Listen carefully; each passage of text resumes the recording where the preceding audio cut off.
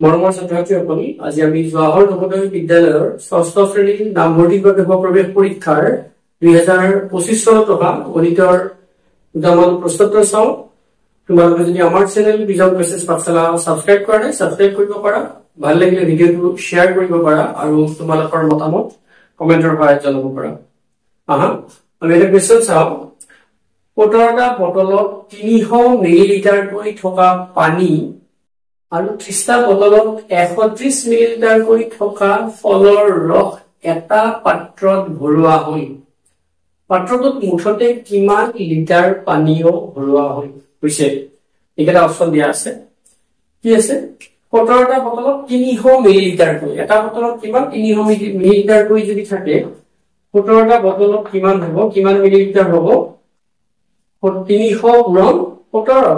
গতিকে 17 তিনি গুণ 51 কিন্তু ইমান মিলিলিটাৰ 17টা বটলত পানী। আৰু 30টা বটলত কিমান? 130 মিলিলিটাৰকৈ, কিমানকে? 130 মিলিলিটাৰকৈ কিমান? 30টা বটলত যিটো ফলৰ ৰস আছে।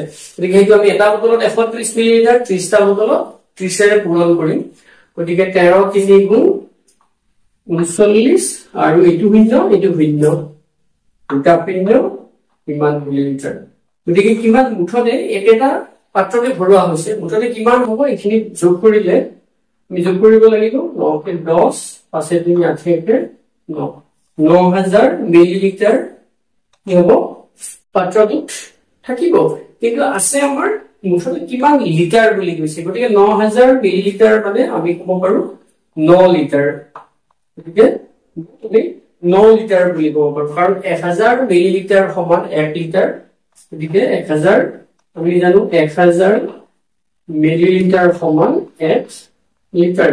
গতিকে পাত্ৰটোত কিমান পৰিমাণৰ পানীয় মানে ফলৰ ৰস আৰু পানী মিলি এইটো পানীয় বুলি কোৱা হৈছে, থাকিব 9 লিটাৰ পানীয় ভৰোৱা হৈছে। আৰু এইটো এনসাৰ হ'ব। 2025 চনত হোৱা আন এটা গণিতৰ প্ৰশ্ন চাবা।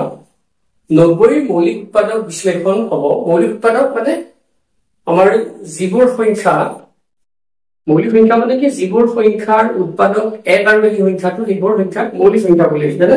2, 3, 5, 7, 11 এইবোৰ মৌলিক সংখ্যা।